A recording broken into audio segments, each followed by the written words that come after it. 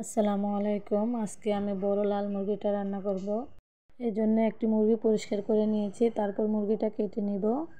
এখন আমি মুরগিটা ছোট ছোট পিস করে কেটে নিয়েছি। আজকে আমি হাতে মাখিয়ে মুরগি রান্না করব, কষিয়ে রান্না করব না। এখন আমি মুরগিতে মশলা অ্যাড করব। একটি প্লেটে নিয়েছি লবণ, হলুদের গুঁড়া, মরিচের গুঁড়া, ধনিয়ার গুঁড়া, জিরার গুঁড়া, গোলমরিচের গুঁড়া, গরম মশলার গুঁড়া, সাথে দিয়ে দেব হাফ কাপ পেঁয়াজ বাটা। এখন দিয়ে দিব মাঝারি সাইজের 3টি পেঁয়াজ কুচি। তারপরে দিয়ে দিব 3 চামচ আদা রসুন বাটা। এখন দিয়ে দিব 2টো তেজপাতা আর 3-4টি কাঁচামরিচ ফালি করে নিয়েছিলাম সেগুলো। তারপরে দিয়ে দিব পরিমাণ মতো তেল। এই মুরগিটা এভাবে রান্না করলে আমার কাছে পুরাই গরুর মাংসের মতো লাগে, আর এটা খেতেও ভীষণ মজা হয়। এখন আমি সবগুলো উপকরণ হাত দিয়ে মাখিয়ে নেব। এই মাংসটা যত বেশি মাখাবেন তত বেশি মজা হবে। আপনারা চাইলে মাংসটা মাখিয়ে 5 মিনিটের জন্য রেস্টে রেখে দিতে পারেন, তাহলে মাংসের স্বাদটা আরও দ্বিগুণ বেড়ে যাবে। এখন আমার মাংসটা মাখানো হয়ে গেছে। এখন আমি অল্প পরিমাণ পানি দিয়ে দিব।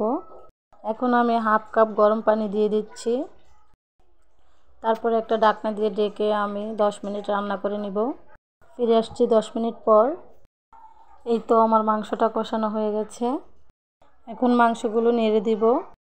আশা করি আমার রেসিপিটি আপনাদের কাছে ভালো লাগবে। ভালো লাগলে লাইক, কমেন্ট এবং শেয়ার করে দিবেন। আর যারা নতুন আছেন তারা আমার পেজটিকে ফলো দিয়ে রাখবেন, যাতে করে যখনই আমি কোনো ভিডিও আপলোড করি সাথে সাথে যেন দেখতে পারেন। এখন আমি দিয়ে দেব 1 কাপ আলু। আলুগুলো মাংসের সাথে নেড়ে চেড়ে মিশিয়ে নিব।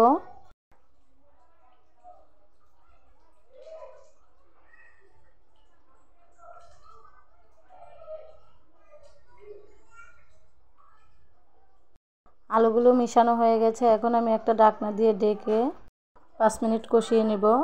ফিরে আসছি 5 মিনিট পর। এখন একটু নেড়ে দেব।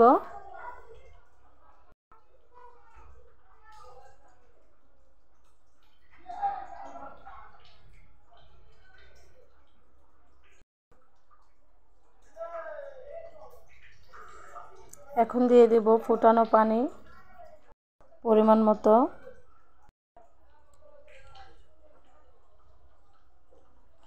এখন সবগুলো উপকরণ ভালোভাবে মিশিয়ে নিব। মিশানো হয়ে গেলে একটা ঢাকনা দিয়ে ঢেকে আবারও 5 মিনিট রান্না করে নিব। ফিরে আসছি 5 মিনিট পর। এই মাংসটা গরুর মাংসের মতোই সময় নিয়ে রান্না করতে হয়, তা না হলে শক্ত থাকে। এখন মাংসগুলো কিছুক্ষণ নেড়ে চেড়ে আমি চুলাটা অফ করে দিব। আমার ভিডিওতে যারা যারা লাইক, কমেন্ট এবং শেয়ার করেন তাদেরকে অনেক অনেক ধন্যবাদ। এখন আমি চুলাটা অফ করে দিয়েছি।